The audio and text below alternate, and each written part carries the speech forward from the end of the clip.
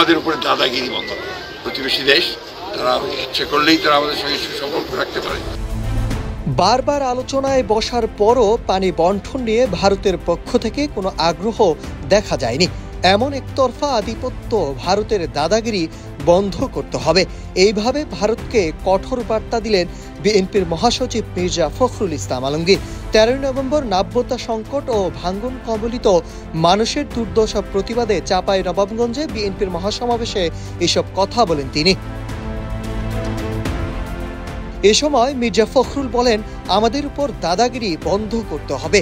আমরা চাই যে আমাদের প্রতিবেশী দেশ, তারা চাইলেই আমাদের সঙ্গে সুসম্পর্ক রাখতে পারে এবং আমি মনে করি 1971 সালে আমাদের মুক্তিযুদ্ধে তারা আমাদের সহযোগিতা করেছেন, তারা বেশি করে বাংলাদেশকে সহযোগিতা করা দরকার। কিন্তু দুর্ভাগ্যজনকভাবে বিগত সরকারের সময় আমরা যা দেখেছি, তারা সব নিয়ে গেছেন, বাংলাদেশকে কিছু দেননি, তারা বাংলাদেশকে চাপে ফেলেছেন উল্টো।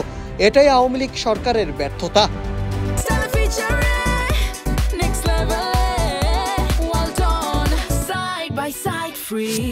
তিনি আরো বলেন, আওয়ামী লীগের মন্ত্রীদের বক্তব্য আপনারা শুনেছেন, দেন দরবার করতে যায় ভারতে, স্বামী স্ত্রীর সম্পর্কের কথা বলে, এইভাবে তারা পুরো বিষয়টিকে নিচে নামিয়ে দিয়েছে। ইকুয়াল ফুটিং এর কথা বলতে হবে, সমমর্যাদা রাখতে হবে, এই দেশের স্বার্থটাকে সবার আগে গুরুত্ব দিতে হবে। ন্যায্য হিস্যার পানিটুকু আমরা পাচ্ছি না, সেটা আপনারা জানেন। 2026 সালে চুক্তিটা শেষ হবে, এটা শেষ হলে কি আসবে তা আমরা জানি না। দীর্ঘদিন ধরে গঙ্গার পানি ফারাক্কায় আটকে রেখে বাংলাদেশের উত্তর ও দক্ষিণ অঞ্চলের বিশাল একটি অংশকে প্রায় মরুভূমিতে পরিণত করা হয়েছে। ছোট ছোট নদী, খাল বিল শুকিয়ে গেছে, কৃষি জীবিকা ও পরিবেশ মারাত্মকভাবে ক্ষতিগ্রস্ত হয়েছে। মির্জা ফখরুল আরো বলেন, শহীদ প্রেসিডেন্ট জিয়াউর রহমান 1977 সালে পানি বণ্টন চুক্তি স্বাক্ষর করার পর থেকেই বাংলাদেশ কখনোই ন্যায্য অংশ অনুযায়ী পানি পায়নি। সেই সময়ের চুক্তির মাধ্যমে আমরা কিছুটা পানি পেয়েছিলাম, কিন্তু পরবর্তী সময়ে যৌথ নদী কমিশনের বৈঠকগুলো নিয়মিত না হওয়ায় সমস্যাগুলো আরো জটিল হয়েছে। এসব আমাদের জন্য বড় বাধা হিসেবে রয়ে গিয়েছে।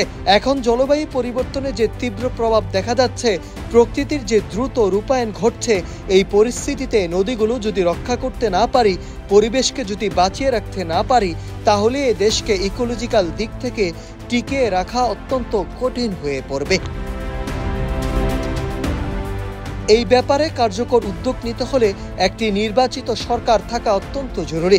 আমার দেশের স্বার্থ আমাকে দেখতে হবে, প্রতিটি দেশই তার নিজস্ব স্বার্থ রক্ষা করে। আমাদের দায়িত্ব হবে যে সরকারি ক্ষমতায় আসুক, জনগণকে সঙ্গে নিয়ে চাপ সৃষ্টি করে আমাদের ন্যায্য দাবিগুলো আদায় করা।